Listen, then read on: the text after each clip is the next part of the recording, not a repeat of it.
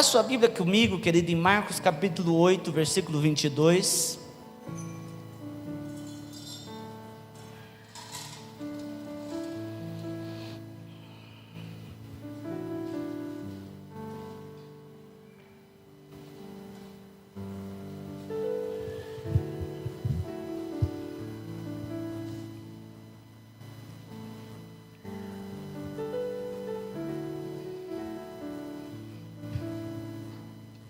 Às vezes a gente pensa assim que as coisas são feitas de forma automática. A gente naturaliza muitas vezes as coisas que são espirituais. Por exemplo, quando nós fomos construir aqui, nós viemos orar, oramos sete semanas aqui. Ungimos, eu gastei mais de 20 litros de óleo aqui nesse terreno. E quando nós estávamos edificando, um dia chegou eu e o Gabriel aqui na igreja, tinha uma obra de macumbaria aqui, com sangue. Então, às vezes a gente age natural. Nós estamos fazendo uma sala infantil, nós estamos colocando um ar-condicionado, estamos equipando a igreja. O inimigo fica furioso porque ele percebe que a igreja está permanecendo aqui. A igreja está se enraizando, se alicerçando nesse lugar. E aí, irmãos, as batalhas vêm, acontece. Não vamos naturalizar as coisas. Vamos aprender que tudo aquilo que nós fazemos tem uma consequência espiritual. O inimigo sabe do potencial desse ministério aqui. Amém? Eu não estou falando isso porque, pastor, o senhor está com dó de você, da igreja. Não, irmãos, é porque a gente enfrenta a batalha mesmo. Eu só estou pedindo para que você ore, para que Deus renove as nossas forças, para que a gente continue. Essas coisas, irmãos, envolvendo uma batalha espiritual, as pessoas não se envolvem, porque elas sabem o quanto é difícil. Eu lembro que quando eu cheguei aqui em Nova Andradina também, como eu disse, eu fui fazendo vários trabalhos espirituais aqui na cidade. E um dia me chamaram para orar na casa de uma mulher, duas mulheres na verdade. Uma disse a pessoa, não sei se isso procede, mas que todo pastor que chegava lá na casa caía e apanhava do demônio que estava no corpo da mulher. E eu estou com 32, eu tinha 22 anos de idade. E aí eu falei, não, eu vou. Mas meio naquela coisa assim, não é nem tanto espiritual, mas é uma valentia meio humana. Eu disse, eu vou. Eu jejuei 7 dias e eu fui nesse lugar. E aí, irmãos, foi uma ruaça. O demônio fez, mas não relou em mim. A mulher foi liberta para a glória de Deus. Tinha uma pessoa que era paraplégica na casa, foi liberta, começou a andar. E depois eu fui numa outra casa de uma mulher que ficava trancada. Eu não lembro mais, parece que a mente da gente dá uma misturada nas coisas. Mas era nessa região por aqui. Eu fui numa casa de uma mulher, às vezes os irmãos já até ouviram falar. Ela ficava acorrentada. Os dentes dela tinham aproximadamente uns 2-3 centímetros, uns dentes enormes. Ela tinha pelo no rosto. E eu fui orar, as unhas enormes. Ela ficava trancada dentro de uma cela. E é coisa que engraçada que me chamaram para orar e eu fui. E a hora que eu entrei na cela, trancaram a cela. Me trancaram dentro com a mulher. Eu falei, é hoje que eu apanho. Mas tudo pela graça de Deus, nós conseguimos fazer a obra e nada aconteceu. Amém? A pastora, eu conheci a pastora depois de alguns anos, mas ela participou de bastante coisa comigo, queimando coisas de terreiro, de coisa feia mesmo. E tudo isso Deus tem dado graça. Amém? Não é fácil, mas esse é o propósito de Jesus. A Bíblia diz que o Senhor nos constitui para curar os enfermos, expulsar os demônios. Amém? E trazer liberdade aos cativos. Esse é o Evangelho. É isso que nós temos que fazer na obra de Deus. Amém, queridos? Marcos capítulo 8, versículo 22. De pé, isso, em reverência à palavra. Alguém volta essa caixa para mim no lugar dela. Então chegaram a Betsaida e lhe trouxeram um cego, rogando-lhe que o tocasse. Jesus, tomando o cego pela mão, levou para fora da aldeia e aplicando-lhe saliva aos olhos e impondo-lhe as mãos, perguntou-lhe: vês alguma coisa? Este, recobrando a vista, respondeu: vejo os homens, porque como árvore os vejo andando. Então novamente lhe pôs as mãos nos olhos, e ele, passando a ver claramente, ficou restabelecido, e tudo distinguia de modo perfeito. E mandou Jesus embora para casa, recomendando-lhe: não entres na aldeia. Agora, Lucas capítulo 18, versículo 35.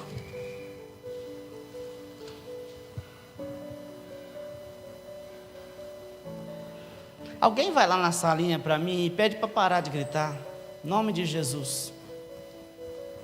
A Bíblia diz que os gritões não herdarão o reino dos céus.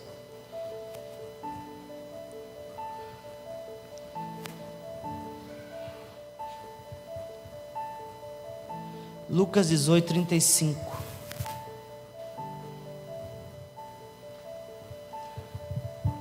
Todos acharam? Amém?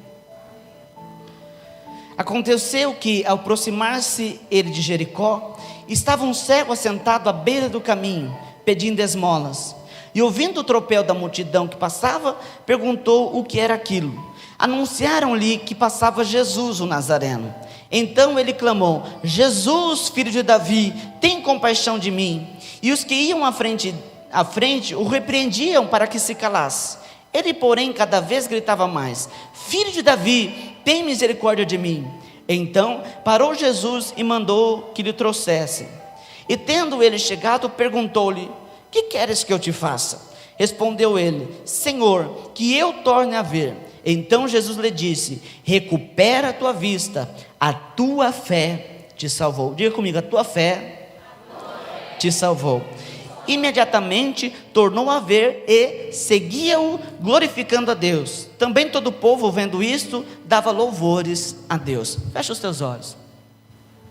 Senhor Deus, em nome de Jesus, nós pedimos, Senhor, que o Senhor venha manifestar a Tua glória neste lugar, que o Senhor venha manifestar a Tua graça, Senhor, com poder aqui. Queremos ser impactados, Senhor, impactados por Tua palavra. Queremos, Senhor, que o Senhor, Deus, venha com uma revelação nova. Ó Deus, trazendo, Senhor, algo diferente para o Teu povo, Senhor. Pai, eu não sei qual a necessidade dos Teus filhos, mas a Tua palavra tem o poder de estabelecer, Senhor, a rema, algo novo do Senhor.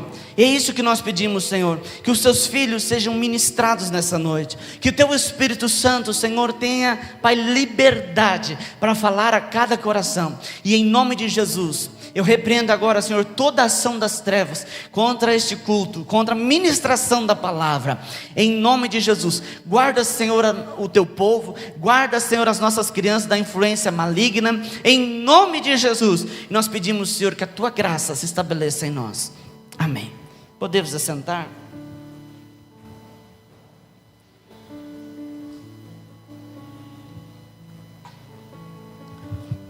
Olha para a pessoa que está ao teu lado e diga assim: é necessário vencer a passividade. O que é passivo? Tem vários tipos de pessoas. A gente já falou aqui na igreja sobre algum tipo de temperamento que diz a psicologia. Eu falo sempre, eu lembro que eu estava conversando com a irmã Ana, com alguns irmãos aqui na porta um tempo atrás. Eu falei: só tem 5 tipos de pessoas. Os outros é cópia desses 5 tipos. Existe aqueles que são sanguíneo, é aquela pessoa que, sabe aquela que não guarda nada? Você fala uma coisa para ela e ela te dá aquela resposta no ato. Geralmente é o que, quando você está no meio de um povo, você ouve a voz dele. Esse é um sanguíneo. Tem o fleumático, tem o melancólico.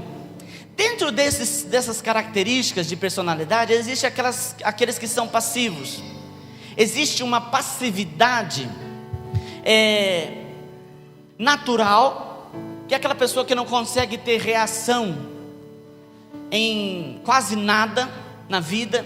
Existe também a passividade espiritual, que é aquela pessoa que se fecha para aquilo que Deus tem na vida dela, não consegue tomar posicionamento, não consegue tomar a bênção de Deus para a vida dela, não consegue viver de acordo com aquilo que a palavra de Deus diz que ela tem que viver. Nós sabemos que a palavra de Deus diz que os filhos de Deus viverão, como eu disse no início do culto, comendo o melhor da terra. Amém? Esse é o propósito de Deus, viver uma vida abençoada, uma vida de prosperidade, uma vida de paz, de alegria, de bênçãos sem limites. É isso que Deus tem para o seu povo. Mas às vezes, irmãos, a passividade nos impede de alcançar aquilo que Deus tem para nós.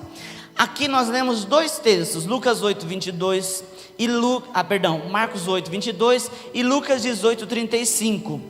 Nos dois casos, irmãos, fala de um cego. Um é um cego de Betsaida e outro é o cego de Jericó. O cego de Betsaida, nota que o texto fala que levaram ele até Jesus.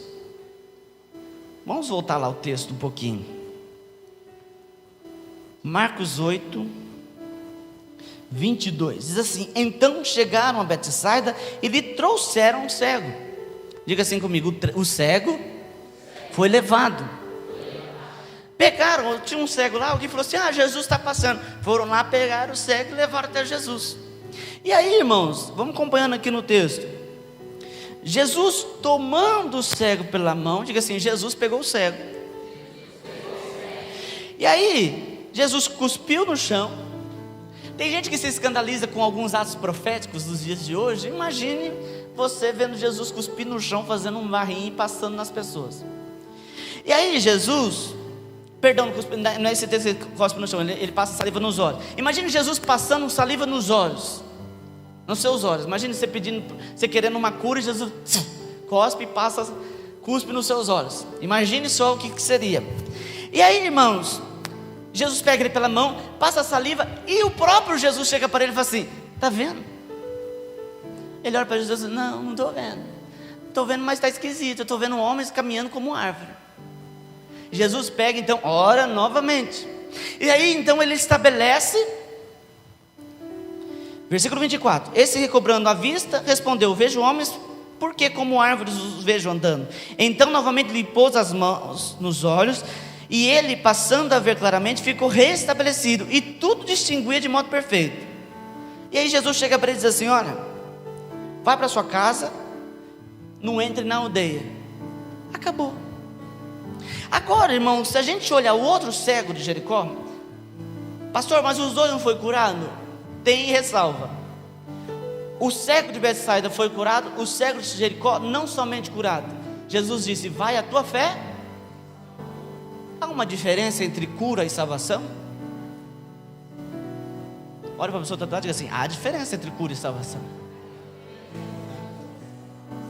Jesus, quando ele andou, irmãos, pela terra, cumprindo o seu ministério, ele fez várias coisas, vários milagres.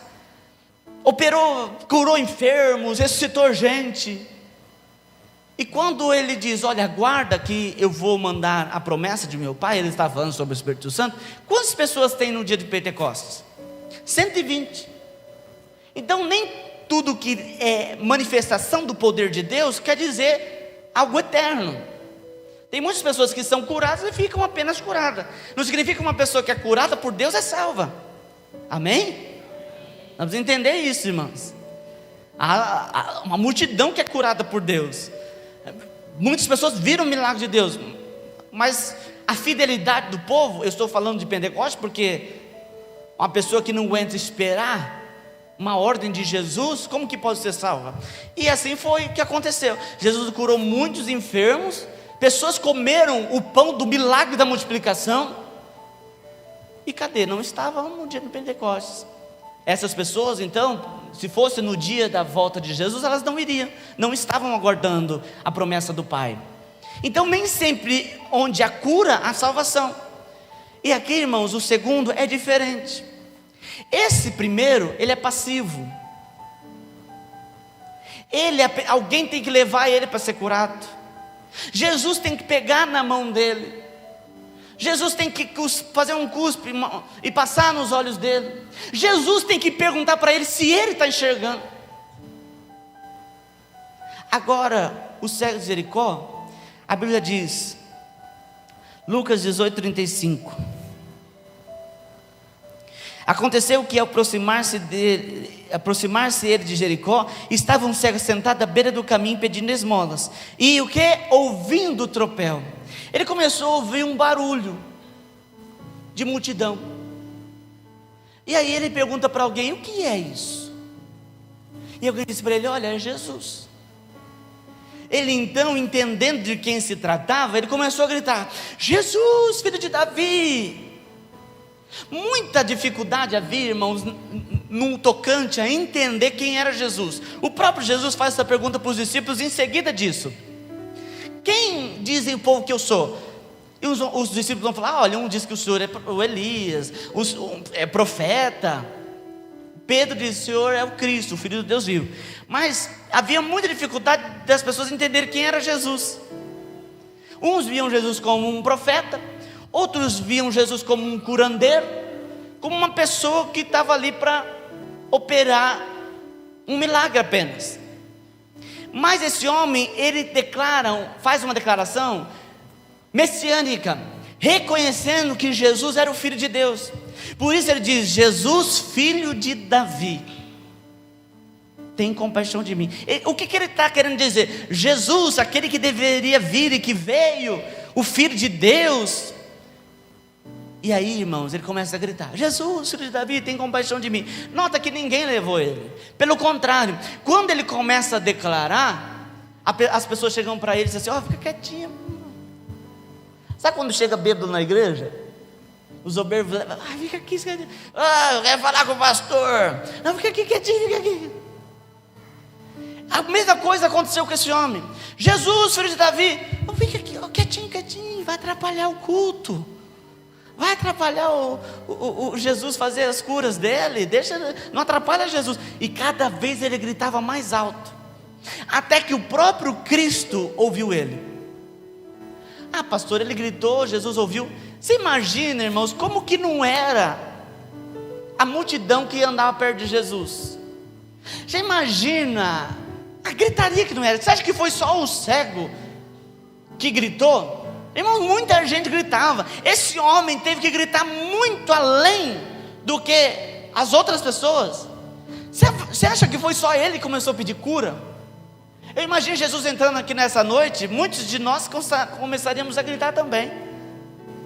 E esse homem teve que gritar mais alto ainda, para que Jesus ouvisse, para que a voz dele encobrisse a voz das outras pessoas, e que ele ouvisse, que Jesus ouvisse a sua voz. E Jesus então manda chamar ele. Então ele clamou: Jesus, filho de Davi, tem misericórdia de mim. E os que iam na frente dele repreendiam para aqueles que ela... Então, versículo 40, parou Jesus e mandou que lhe trouxessem. E tendo ele chegado, perguntou-lhe. Jesus manda trazer ele. Agora, irmãos, Jesus não foi pegar na mão dele. Jesus vem, e ele vai até Jesus. E aí Jesus faz a pergunta para ele: o que você quer? E ele olha para Jesus e diz: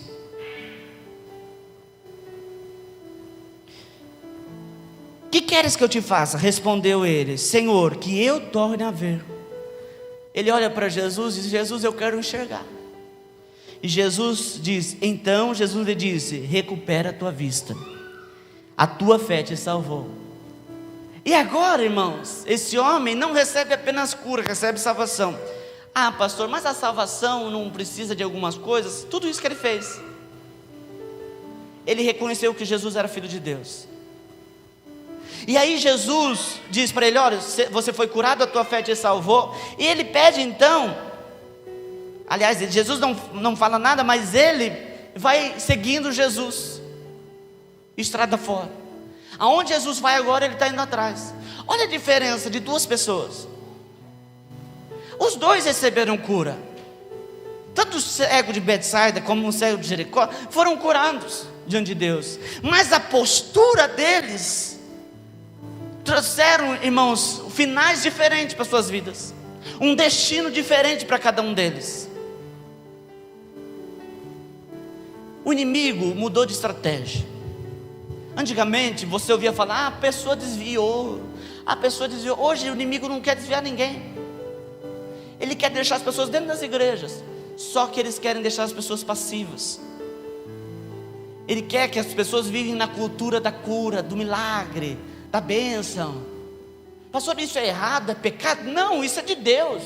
Cura, restauração, libertação, milagre, todas essas coisas é de Deus para a tua vida, para a minha vida. Mas o inimigo quer deixar você só dependendo disso. Jesus não quer só que você seja curado. Não foi para isso que ele morreu na cruz do Calvário. Apesar das pessoas proferirem o versículo, o castigo nos traz a paz está sobre ele, e pelas suas pisaduras fomos sarados. Jesus não foi apenas trazer cura, saúde para o seu corpo físico, mas também para o seu corpo espiritual. Jesus não morreu apenas para você ser curado da dor de cabeça, querido. Jesus morreu para você ser salvo, para você habitar com Ele no céu, para você ter a vida eterna. Amém? Foi para isso que Jesus morreu, não foi para outra coisa. Aquilo que acontece de sobrenatural, isso, irmãos, é consequência da morte de Jesus pela salvação. A cura é consequência de uma vida com Deus, e não pela morte de Jesus. Você está entendendo o que eu estou dizendo? Jesus morreu para você ser salvo e não para você ser curado.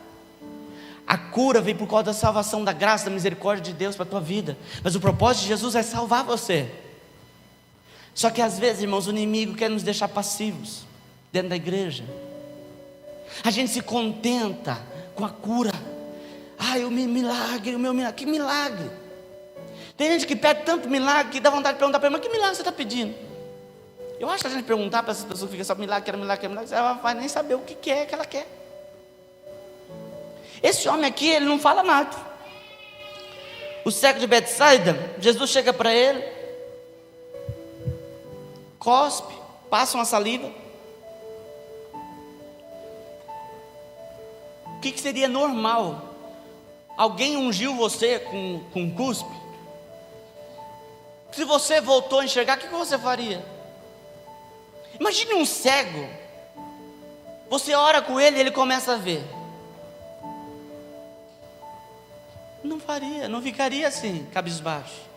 Ele levantaria e começa: estou vendo. Ah, pastor, mas porque ele não viu certinho. Meu irmão, mas bom cego, não importa se ele está vendo um homem como árvore. Ele começou a ver, já é algo diferente. Mas Jesus, está enxergando, filho? Ah, eu estou enxergando. Se Jesus não tivesse perguntado para ele, ele estaria enxergando homens como árvore até o final da sua vida. Irmão, Jesus não vai ficar te perguntando: você está curado, filho? Ô filho, você está enxergando direito? Você está enxergando o propósito de Deus na tua vida? Não, irmãos. Jesus não te chamou para ser passivo. Deus te chamou para ser conquistador. Amém? Está tudo bem? Os irmãos estão animados com Jesus? A Bíblia diz que nós somos mais do que vencedores em Cristo Jesus. Mais do que vencedor é alguém que venceu agora e vai vencer depois. A primeira vitória veio com a cruz de Cristo, mas o Senhor diz que nós somos mais do que vencedores por Ele, e nós também conquistaremos aquilo que Ele tem colocado diante de nós. Irmãos, não é o fato de você estar na igreja, receber alguns poucos milagres, que você tem a plenitude de Deus na tua vida. Nós precisamos querer buscar mais, nós precisamos clamar por Jesus, nós precisamos gritar se preciso for. Esse cego não estava como o outro sendo levado. Sabe aquela coisa que a pessoa fala assim: eu conheço uma pessoa que benze muito bem. Aí pega fulano e leva lá na benzedeira para benzer. Aí eu conheço um homem que faz uma oração forte. Já falei aqui que eu penso de oração forte, né? Vou nem esboçar assunto sobre isso. Então vamos lá. Tem uma igreja. Tem uma igreja que essa pessoa, o pastor lá põe a mão, a pessoa curada. Aí vamos na igreja. Esse homem não estava querendo alguém para curar ele, alguém qualquer. Ele estava querendo Jesus. Por isso, quando ele ouviu falar de Jesus, ele começou a gritar: Messias, Filho de Deus. Ele queria algo mais do que apenas a cura. Por isso ele estava pedindo para a pessoa certa. O outro não foi levado. Tem gente que é levado, é empurrado. Uma vez nós fomos, a gente era do mundo aí naquela época, eu era muito pequeno, e aí teve um show lá em Jales, dos Rio Negro e Solimões. Aquele que tem um bem pequenininho e um grande, sertanejo. E aí meu pai falou assim: nós vamos todo mundo, pegamos um circular. Aqui é circular mesmo, ônibus, né? Circular. É. Aí nós pegamos um circular e fomos lá para o recinto de exposições de Jales, chamado FACIP lá, Feira de Exposições, sei o que lá. E aí tinha os camarotes, a arquibancada e tinha a arena, onde acontecia o rodeio, que era de areia. Lá os ricos, na arquibancada os intermediários, lá embaixo a ralé, nós era a ralé. E aí, mas precisava, irmãos, ficar esperando abrir a porteira, abrir uma porteira lá onde entravam os bois. Como diz aquele cantor, esqueci, nós falamos dele ontem, aquele cantor lá, que ele fala que é como gado mesmo, né? Então, aí nós ficamos uma porteira aqui para abrir, para a gente entrar. Nós chegamos lá, irmãos, só abria a porteira na hora que começasse o show. Não tinha ninguém. Nós falamos: puxa vida, nós vamos ficar bem de baixo, porque o palco tinha uns 3 metros de altura. Nós vamos ficar de baixo, bem de baixo de Rio Negro Solimões. Meu pai estava todo faceiro, achando o máximo, nós ia ficar só nós lá. Pensava ele, né, irmãos? E aí daqui a pouco foi chegando o horário do show. O show começava lá para as 10 horas. Nós chegamos umas 8 lá, ficamos 2 horas plantados na frente da porteira. Isso que é vontade de ver Rio Negro Solimões. E aí, irmãos, quando nós estamos, olha, e vê que está quase chegando na hora, a gente vira para trás. Não tinha jeito de sair mais. Não tinha mais jeito. Você podia fazer o que você quiser, você não saía de lá. De repente abriu a porteira. Já viu o termo estourou a boiada? Foi aquilo. A minha irmã estava bem perto da porteira. Ela grudou aqui na porteira e o corpo dela foi levado, o braço dela quebrou. Eu sempre fui magrinho, só agora que não sei o que aconteceu, mas eu sempre fui muito magrinho. Eu só encolhia assim, meus pés não relavam no chão, eu era levado assim, ó. De repente eu olho, meu pai está do outro lado, meu pai era mais magro que eu ainda. A minha mãe cai no chão. Daqui a pouco eu vejo um pé em cima da cara da minha mãe. As pessoas começaram a pisotear minha mãe. Eu falei: minha mãe vai morrer. Eu dei um de giraia lá e comecei a dar soco para tudo quanto é lado. Quem eu acertasse, eu lembro como se fosse hoje. Sabe quando você dá um soco cheio assim? Eu olhei, era um cara de uns 2 metros de altura, mas eu pranchei na cara do homem, um soco. Pastor, o senhor é agressivo assim? Eu escondo esse homem dentro de mim. Eu esmurro ele para ele não aparecer, mas ele pode aparecer a qualquer momento, viu? Eu seguro ele. Como a Paulo diz, eu esmurro meu corpo. Ele não morreu não, ele está amortecido. E aí, irmãos, eu comecei e dei soco. A hora que eu olhei, o cara só fez assim para mim. Ele olhou para baixo, que eu estava pequenininho. Eu só escondi no meio da multidão assim. Mas eu consegui livrar minha mãe. Fomos pisoteados pela multidão que ali estava. Fomos embora de circular, com a roupa tudo suja. Chegou um povo rico, tinha um camarote bem do lado, só da diretoria. Vem aqui, pula para cá, fica aqui com a gente. Vocês passaram um momento de crise. E nós sentamos ali. Sabe quando você olha para a pessoa? As pessoas tudo chique, elegante. A minha mãe descabelada, com marca de sapato no rosto, com marca de sapato na cara. Que show que a gente ia assistir, rasgado, tudo rasgado, a minha irmã com o braço quebrado. Fomos embora sem sapato, sem chinelo, fomos embora. Então, no meio da multidão. E é exatamente isso, irmãos, que acontecia aqui. Mas Jesus foi reconhecido por esse homem. Dentre a multidão, Jesus reconheceu quem ele era. Aliás, o homem reconheceu quem era Jesus. Nós podemos, irmãos, e temos a oportunidade de vivermos no meio da multidão.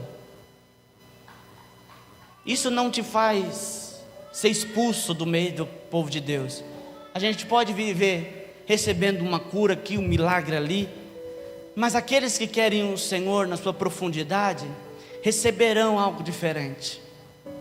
Receberão algo diferente. É chegado um tempo, irmãos, e Deus tem feito eu declarar isso nesses dias, aonde há separação entre o joio e o trigo. Nós precisamos buscar mais Deus. Pastor, o senhor está sendo repetitivo, o senhor está pregando isso, que tem que buscar Deus, tem que ser de Deus. Irmão, não tem outra coisa. Eu não negocio o evangelho puro. Não negocio, nem que isso me custe, irmãos, perder toda uma igreja. Eu não negocio o evangelho puro. É isso que Jesus quer, que a gente o busque de verdade, não por aquilo apenas que Ele tem para nos proporcionar, como passageiro. Jesus fala assim: ó, vai embora. Ele pega e vai. Somente aqueles que têm uma experiência real com Jesus não querem apenas ir embora, não conseguem deixar Jesus. Não consegue deixar Jesus. Se Jesus é para você apenas como um curandeiro, você consegue deixar Ele facilmente. Mas quando você entende quem é Jesus para você, irmão, você não consegue deixar Jesus. Pode vir dificuldade, pode vir crise, pode vir problema financeiro, você não deixa Jesus. Você não deixa Ele por nada, porque você entende quem Ele é para você. A igreja hoje, irmãos, precisa entender quem é Jesus.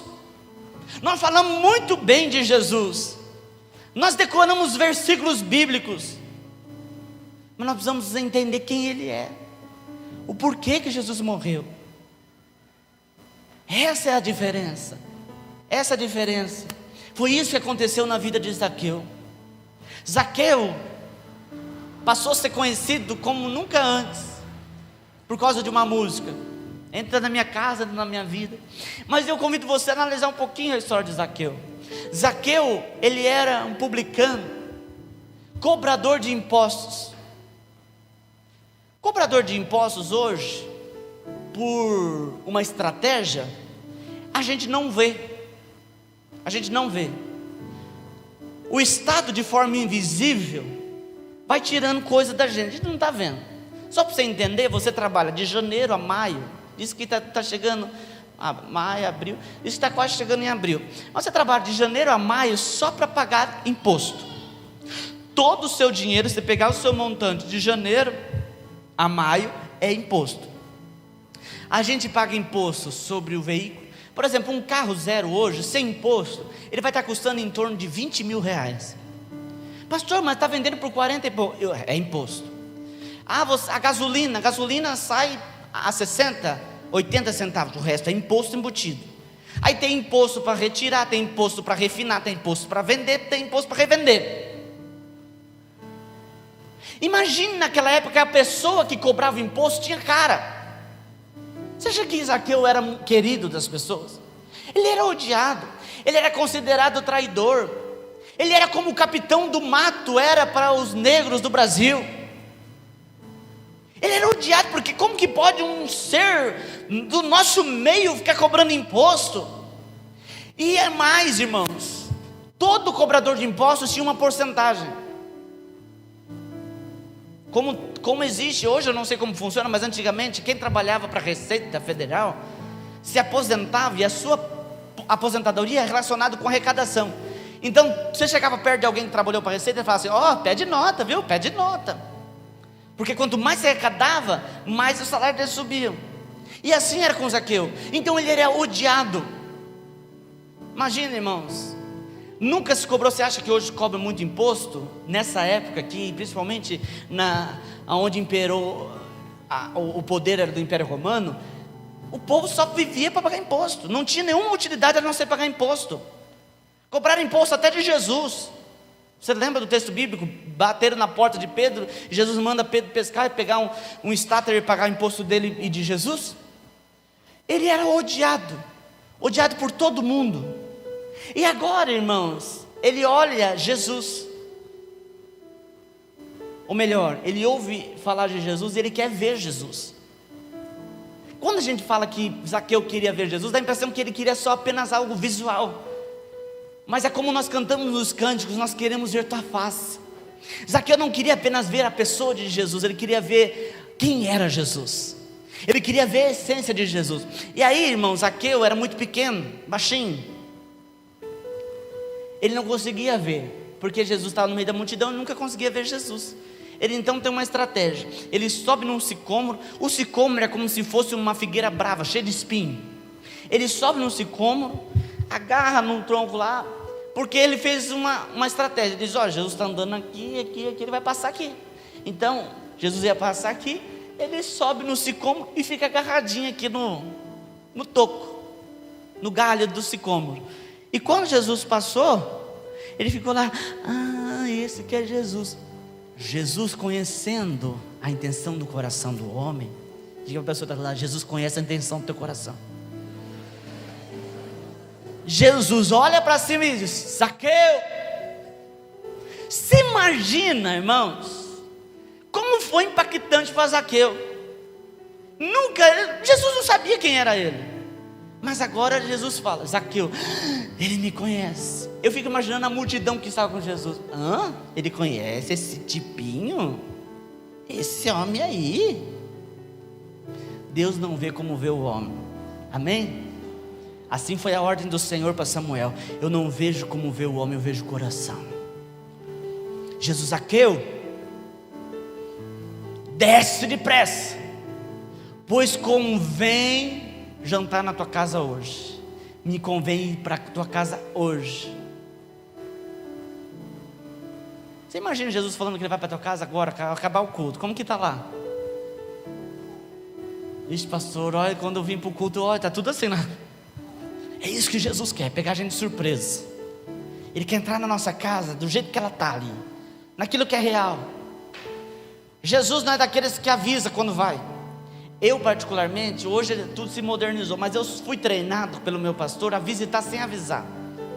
Exatamente, porque quando você avisa, a pessoa cria, irmãos, um sermão para você.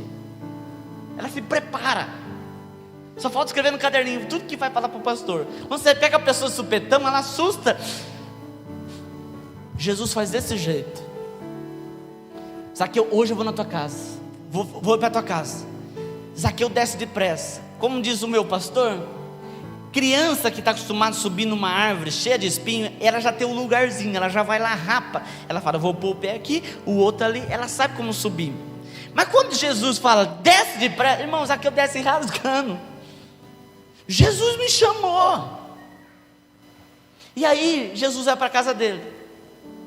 Imagine a cara de todo mundo. Imagine a cara de todo mundo. Jesus indo na casa do Zaqueu, o homem mais corrupto da cidade.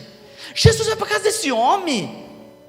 E Jesus entra lá na casa de Zaqueu. E Zaqueu sente Jesus, não apenas de forma física, mas de forma espiritual. E Zaqueu, em outras palavras, ele diz assim: Senhor, eu quero mudar de vida. Eu quero mudar de vida. Eu quero restituir aquilo que eu roubei 5 vezes mais. Alguns teólogos acreditam que Zaqueu passou depois dessa noite a ficar pobre, porque tudo aquilo que ele roubou muito. Ele é cobrador de impostos, roubou muito. Ele pagou todo mundo que estava devendo 5 vezes mais. Uma conversão genuína. Uma conversão genuína. Jesus tem que ser como foi para Zaqueu para nós. Alguém, irmãos, que entra e que há em nós o desejo de mudança. Ninguém chegou para o cego de Jericó e disse assim: olha, chama ele de filho de Davi, que ele te abençoa, viu? Não, veio algo de dentro. Filho de Davi. Zaqueu, Zaqueu, agora você é da igreja. Mudar de vida. Não. Zaqueu, agora você se converteu, você tem que seguir as regras, as normas da igreja. Não. Algumas pessoas às vezes ficam meio assustadas quando eu digo algumas coisas sobre santidade. E geralmente eu falo aqui na igreja: olha, você pode fazer o que você quiser. Que igreja é essa que não tem doutrina? O apóstolo Paulo, todas as coisas eu posso fazer, o apóstolo Paulo diz. Todas as coisas me são lícitas, mas nem tudo me convém. Nós temos, irmãos, que chegar a tal nível que eu não faço porque eu tenho medo de ir para o inferno. Eu não faço porque a denominação não deixa. Eu não faço porque eu amo Jesus, porque eu quero estar do lado dele, porque eu quero tocar nele, eu quero ver a tua face. Ninguém mandou Zaqueu fazer nada.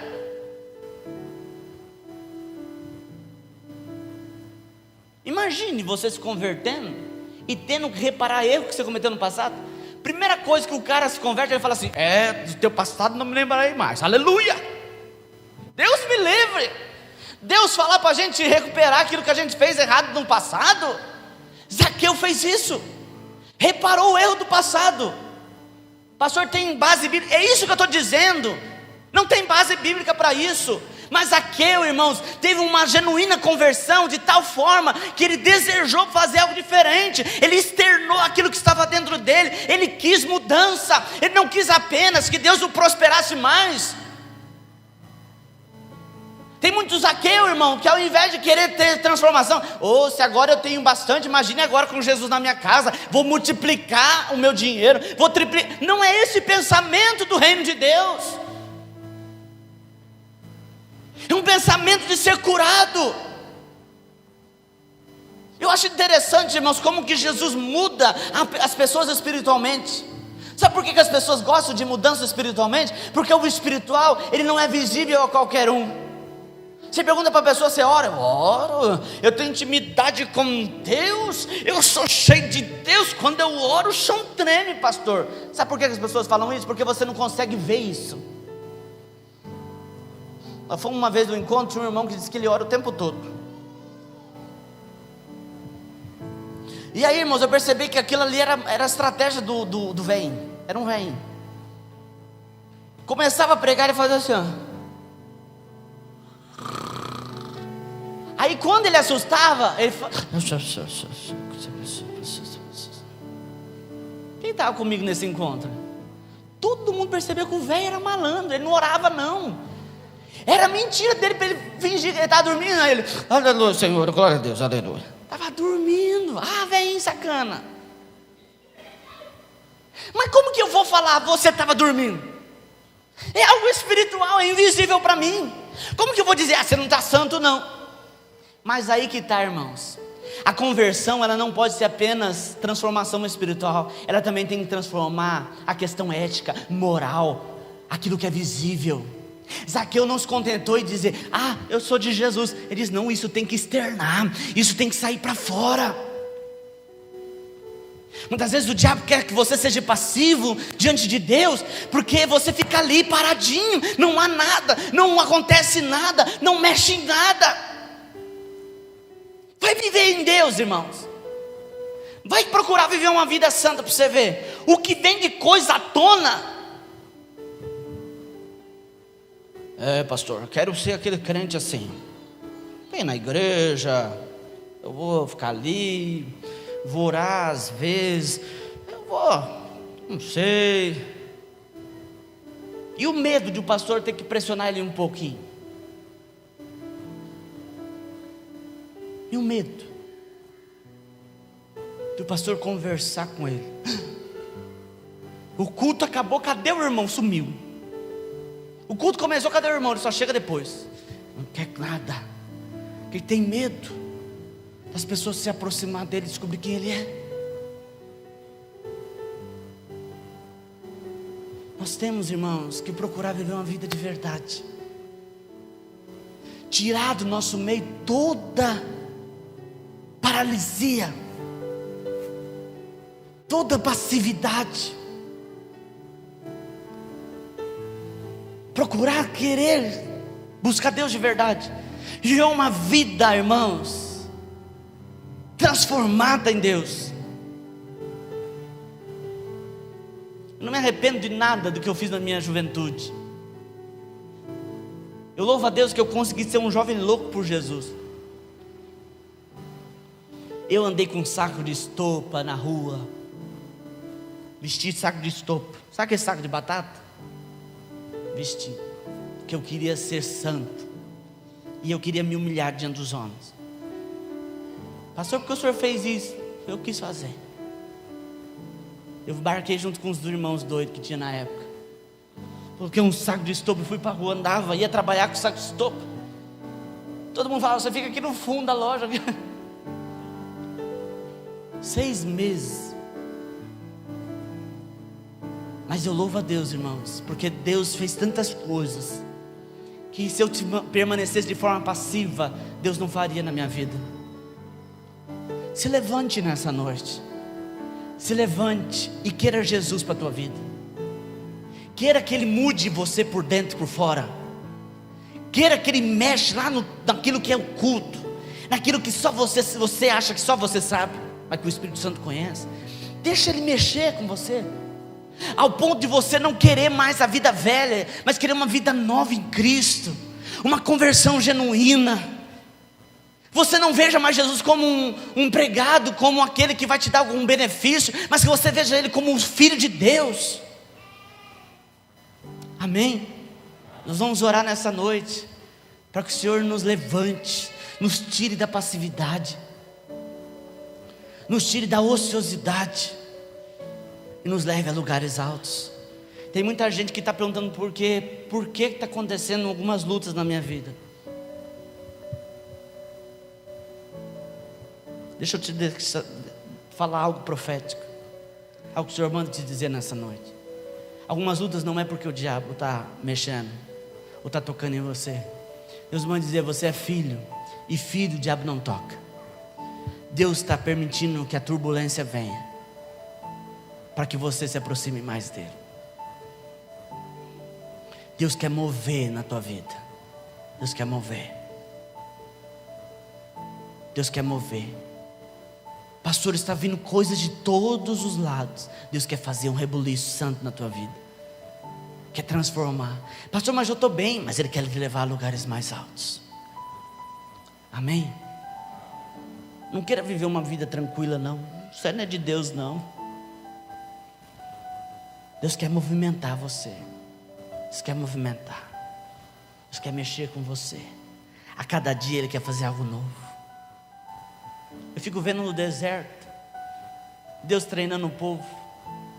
Deus não coloca o povo e diz: vocês vão andar aqui. Não, Deus pega e faz água sair de rocha, e o povo tem que orar. Daqui a pouco é a serpente que pica o povo tem que orar por cura de serpente. O povo tem que orar para que a água fique doce. É isso que Deus quer fazer com você. Só desse jeito, irmãos, a gente começa a viver uma vida espiritual de verdade, com desafios aonde você tem que orar, aonde você tem que jejuar, aonde você tem que fazer propósito, aonde você tem que botar roupa de saco, de estopa. Deus quer movimentar, mexer com você, mexer com essa vidinha aí parada. Senão, você vai ficar pelo caminho. Você vai ficar parado. E é isso que o inimigo quer: te deixar sentado na igreja, parado, sem nada acontecendo. Sem nada acontecendo. Eu aprendi uma coisa: quando vem luta do diabo sobre nós, não é para a gente ficar triste, é porque a gente está mexendo com alguma coisa que está afetando ele. Eu sempre aprendi isso e eu fico feliz quando vem. Por isso que Tiago fala que é para a gente ficar feliz quando vem as tribulações. As tribulações vêm porque algo está acontecendo. Se algo não está acontecendo, algo está para acontecer. Amém?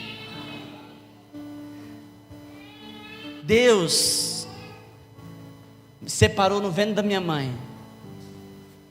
Quando eu nasci, me deu uma doença. Ninguém sabia o que ia acontecer. O médico disse: olha, leva essa criança embora, ele vai morrer em casa. Um falava que era mal de semioto, o outro falava que era não sei o que, mas no fim tudo eu ia morrer. E irmãos, eu quase morrendo. Os irmãos que têm as crianças, irmãos, pode deixar, viu? Quando eu dou umas broncas aqui ou outra ali, não é que eu estou repreendendo as crianças. Eu gosto de ter criança dentro da igreja. Agora, quando a coisa foge do natural, aí a gente ora ou dá uma palavrinha meia dura. Mas criança vai fazer barulho mesmo, vai chorar mesmo. Isso é normal, tá? Pode ficar aí com as crianças, deixa eles chorar, brincar. Até porque tem a minha, se eu falar, eu vou ter que enfiar uma rolha na boca da minha. Então, irmãos, o que eu estava falando mesmo? Eu estava morrendo. Já estou acabando, tá? Eu estava morrendo. Aí minha mãe disse: esse menino está morrendo. O que eu vou fazer? Não tem nada que eu fazer. Minha mãe foi na igreja. Não era a igreja evangélica, mas ela chegou na igreja e disse: Deus, o Senhor me deu, eu não estou conseguindo cuidar. O médico disse que ele vai morrer, então eu dou para o Senhor. Daquele dia em diante, Deus curou a minha vida. Pastor, como que o senhor vê a situação? Deus permitiu que isso tudo acontecesse para que minha mãe me oferecesse, para que algo espiritual acontecesse. Amém? Então, queridos, Deus quer mexer com você. A Bíblia diz que o Deus desse século cegou-lhes o entendimento para que eles não vejam o que Deus está fazendo. Cuidado para você ficar cego e não perceber o que Deus está fazendo, e só murmurar: mas isso está acontecendo, por que está acontecendo? Por que isso está acontecendo na minha vida? Para encerrar, vou te contar uma historinha. Um dos conquistadores da América Latina, eu já contei isso na igreja, mas eu vou lembrar, foi Hernán Cortés. Ele veio e conquistou a América Latina. Ele era um conquistador de territórios. E um dia ele chegou numa terra onde havia índios canibais. E aí, irmãos, a hora que os espias viram que tinha índios canibais, quem estava no navio viu e disse assim: nós não vamos descer aqui não, aqui tem índios canibais.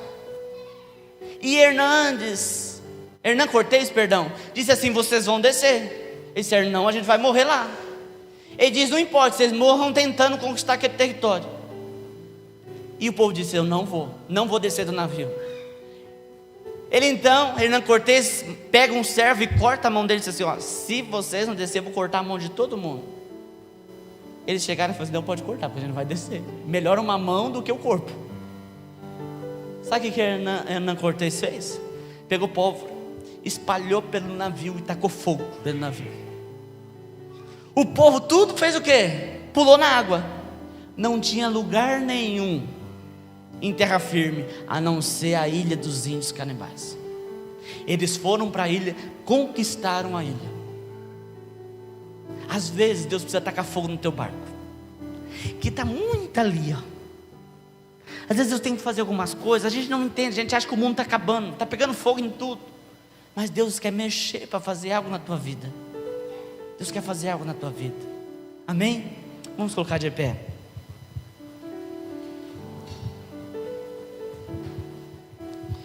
Vou mostrar um presentinho que eu ganhei, né, irmãos? Tem que mostrar os presentes, para quem sabe, estimula mais pessoas.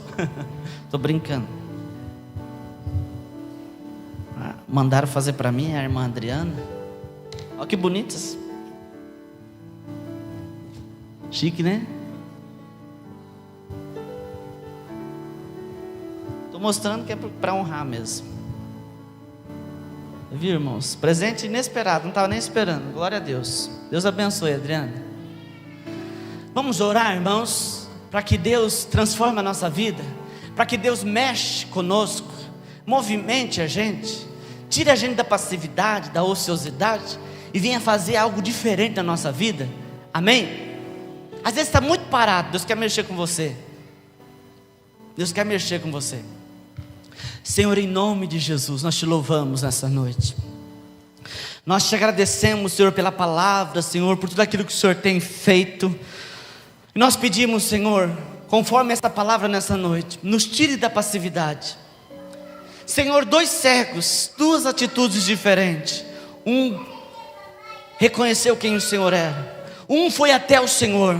Um clamou pelo Senhor. E o outro foi levado. Alguém o levou. Senhor, nós não queremos ser empurrados pela multidão, mas nós queremos, Senhor, termos um encontro contigo.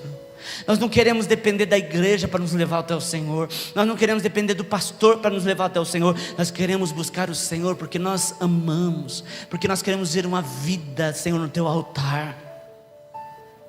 Deus, transforme a nossa vida.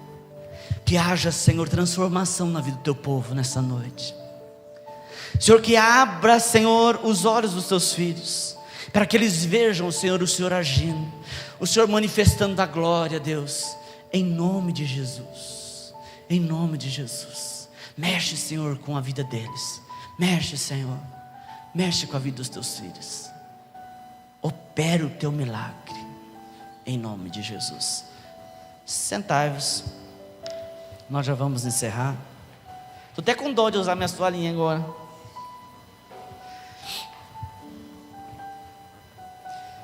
Como eu disse, essa semana eu não estarei aqui, ore por nós, amém? Mas domingo nós estamos aqui, em nome de Jesus. Sexta-feira a irmã Noemi estará ministrando a palavra, tenho certeza que será uma bênção, amém? Não terá o louvor como de costume, mas vai ter a palavra, vai ser bênção de Deus para a vida dos irmãos, amém? Tire um tempo de oração pela igreja essa semana, vamos fazer uma escala de oração, amém? Eu gosto de fazer as coisas na hora assim. Eu vou pedir para os irmãos orarem 15 minutos, quando chegar o seu dia da semana de orar. Nós só vamos orar uma semana, você vai orar 15 minutos somente, essa semana pela igreja, especificamente, pela igreja, por almas, amém? Pelas nossas vidas, os pastores, pela liderança da igreja, para que Deus abençoe a igreja de forma geral, para que a igreja consiga concluir, irmãos, o propósito de Deus nessa terra, amém? Ganhar almas para Jesus. Então eu vou pedir para aqueles que podem orar na segunda, terça, quarta, quinta, sexta e sábado, amém? E você vai dizer, não pastor, eu posso orar na segunda, posso orar na terça, amém? Quem pode orar na segunda-feira? Amém. Quem pode orar pela igreja na terça-feira? Amém. É na casa mesmo de vocês, tá? Tira um tempinho lá para orar. Quem pode orar na quarta-feira? Mais alguém na quarta? Está aqui, amém. Quinta-feira? Mais alguém na quinta? Amém. Mais alguém, por favor, na quinta? Amém. Na sexta-feira? Amém. Ninguém, tem gente que não está orando em lugar nem dia nenhum. Na sexta-feira? Amém. No sábado, quem pode orar? Tirar 15 minutos de oração pela igreja no sábado? Amém. Eu esqueci de falar o domingo. O domingo, quem pode orar no domingo? Pela igreja? Amém, glória a Deus. Você fez assim, você se comprometeu, tá? Então ore nesses dias, tire um tempo para orar pela igreja, amém? Eu estou fazendo esse propósito, daqui a pouco nós vamos começar a fazer umas maratonas de oração aqui no templo, amém? Nós queremos fazer algumas coisas, tem muita coisa para a gente fazer aqui, irmãos, e nós precisamos ter uma base firme em oração, amém? Tenho certeza que Deus vai operar o milagre, amém? Glória a Deus. Nós vamos agora, irmãos, recolher os nossos dízimos e ofertas. Você que vai ofertar, você que vai dizimar, pega o seu dízimo, a sua oferta na tua mão. Para aqueles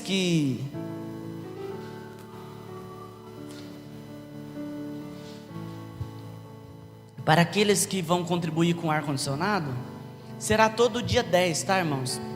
Vai começar por março agora. Serão 10 parcelas. Tem irmãos que vai contribuir por 100, tem irmãos que vai contribuir com 50, tem irmãos que vai contribuir com 20, com 30, aquilo que se propor no coração, amém? Pastor, eu ainda não dei meu nome, então passe para o Gabriel, você que deseja entrar nesse propósito, amém? O valor que você desejar, eu só peço uma coisa para você, você que tem condições, entre nessa semente, Deus vai te abençoar, amém? O ar vai ficar aqui, nós vamos pagar ele em 10 vezes, mas ele vai ficar aqui muitos anos, abençoando vidas aqui, amém? Esses irmãos sabem do que eu estou falando, irmãos, tem dias aqui que a coisa pega, então vai ser para nós ficarmos mais confortáveis diante do Senhor, amém? Glória a Deus. Vamos colocar de pé. Senhor, em nome de Jesus, nós pedimos, Pai, a bênção do Senhor agora, sobre a vida daqueles que vão ofertar, aqueles que vão dizimar. Senhor, prospere os teus filhos, que haja, Senhor, algo sobrenatural na vida deles, para que os teus filhos não consigam entender o que está acontecendo, quantas bênçãos têm acontecido, que eles vejam a bênção do Senhor, Pai, que eles não entendam como humanamente aconteceu, mas que eles entendam como que o Senhor é fiel para com aqueles que te buscam, para aqueles que abençoam o teu reino. Abençoe também, Senhor, aqueles que entraram, Senhor, no propósito do ar-condicionado. Abençoe a vida dos teus filhos, que eles, Pai, recebam, Pai, a colheita dessa semeadura. Eu, Pai, como ministro do Senhor, abençoo os teus filhos, declaro prosperidade em nome de Jesus. Amém? Quem for trazer o dízimo oferta, coloca aqui no gasofilaço. O Gabriel vai estar ungindo a sua vida.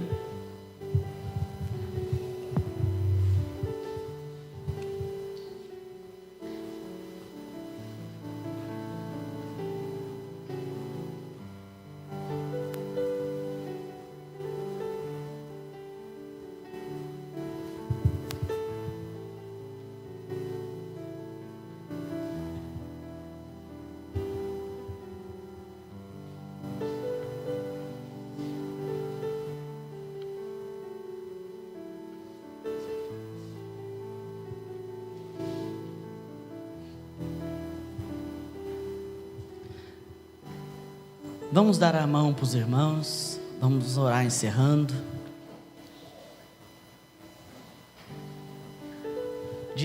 Dias 2, 3, 4 e 5 nós teremos a conferência, a 18ª conferência profética em Jales. Serão dias intensos na presença do Senhor, eu creio, amém? Deus vai estar nos abençoando, estará derramando a graça dele sobre nós. Só para lembrar os irmãos, como é de costume nesse período de retiro, a nossa celebração passa do domingo para a sexta-feira, tá? Então, como acho que domingo vai ser dia 3, né? É dia 3? Então, dia 1º será a nossa celebração do dia 3, amém? No domingo a igreja estará fechada e na sexta-feira a nossa celebração, amém? Só para lembrar os irmãos, como é de costume já. E os irmãos estejam orando, aqueles que não forem para a conferência, estejam orando para aqueles que forem. E nós sempre quando nós vamos, a gente recebe algo de Deus para repassar para a nossa cidade. E nós vamos trazer para aqueles que infelizmente não poderão ir, uma unção especial, amém? Glória a Deus. Senhor, muito obrigado por este culto, obrigado pela manifestação do seu poder, da sua graça. Derrama a unção do Senhor, Pai, a glória do Senhor. Que os teus filhos, Senhor, sejam impactados essa semana, Pai, com colheita, com portas abertas, com milagres, Pai. Que eles vejam, Pai, e reconheçam o Senhor, Pai, naquilo que o Senhor fará essa semana. Eu creio que será grandes coisas que o Senhor fará, Pai, grandes propósitos o Senhor fará na vida dos teus filhos esta semana. Eu declaro e profetizo, Pai, bênção, graça do Senhor, unção do Senhor. Declaro, Senhor, portas abertas em nome de Jesus, amém? Que Deus te abençoe. Só lembrando as irmãs, a irmã Márcia, a irmã Maria, toda terça-feira estão aqui na igreja, terça-feira 7h30, né? Estão aqui na igreja orando.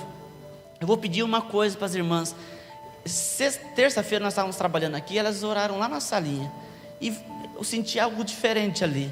Orem lá na salinha, as irmãs que vierem na terça-feira, comecem a fazer oração lá na sala infantil, amém? Aproveite e ore pelas crianças, toda terça-feira. Então você que desejar participar, esteja aqui, a irmã Márcia dá uma palavra e tira um tempo de oração, as irmãs, amém? Que Deus abençoe. Está encerrado, cumprimente o irmão e a irmã com a paz do Senhor.